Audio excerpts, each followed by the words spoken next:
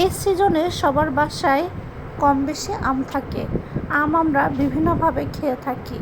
আসসালামু আলাইকুম, সবাই কেমন আছেন? আমি ভালো আছি আলহামদুলিল্লাহ।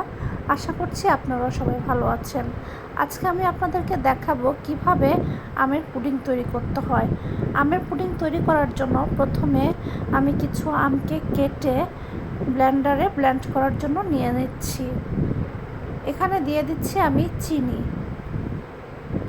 দিয়ে দিচ্ছি পানি, খুব ভালোভাবে ব্লেন্ড করে নিয়েছি। এখন এতে আমি দিয়ে দিব আগার আগার পাউডার। আমি এখানে 2 চামচ আগার আগার পাউডার দিচ্ছি। আমের পরিমাণ বুঝে আগার আগার পাউডার দিতে হবে। আমার আগার আগার পাউডারটা একটু কম হয়েছিল, যার কারণে জেলিটা হতে খুব কষ্ট হয়েছে। আপনারা অবশ্যই পরিমাপ বুঝে আগার আগার পাউডার ব্যবহার করবেন। এখন আমি এটাকে চুলায় বসিয়ে অনবরত নাড়তে থাকব, কারণ না হলে আগার আগার পাউডারটা জমে যেতে পারে।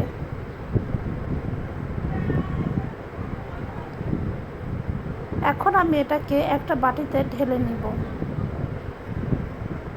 এবং এটাকে আমি ফ্রিজে রেখে দিব। জেলি হওয়া পর্যন্ত অপেক্ষা করব। এই পর্যায়ে আমি একটি পাতিলে 1 কেজি দুধ নিয়েছি এবং দিয়ে দিয়েছি চিনি। আপনারা যেভাবে মিষ্টি খেতে পছন্দ করেন ঠিক সেই রকমভাবেই চিনি দিবেন। দিয়ে দিচ্ছি 2 চামচ আগার আগার পাউডার। আপনারা চাইলে এতে কর্নফ্লাওয়ারও ব্যবহার করতে পারেন। এখন আমি আবার আগের মতো দুধগুলোকে চুলায় দিয়ে অনবরত নাড়তে থাকবো। জেলি হওয়ার পর আমি জেলিগুলোকে কাটার জন্য চলে আসলাম।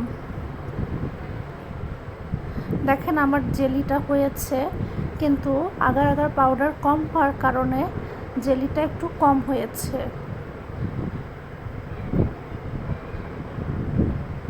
আগার আগার পাউডার যদি জেলিতে কম হয় তাহলে জেলিটা বসতে চায় না, ভেঙে যায়। এখন আমি এতে আমার জাল করা দুধগুলোকে দিয়ে দিচ্ছি।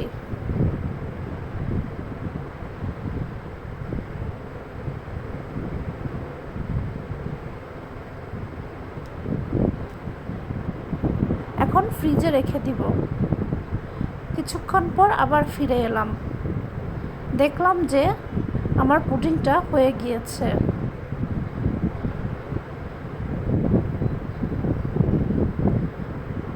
খুব সুন্দর এবং খুব মজাদার একটি পুডিং হয়েছিল, কিন্তু আগার আগার পাউডার কম হওয়ার কারণে আমার আমের জেলিটা একটু কম হয়েছে।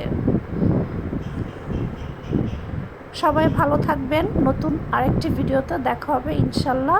সেই পর্যন্ত সবাই ভালো থাকবেন।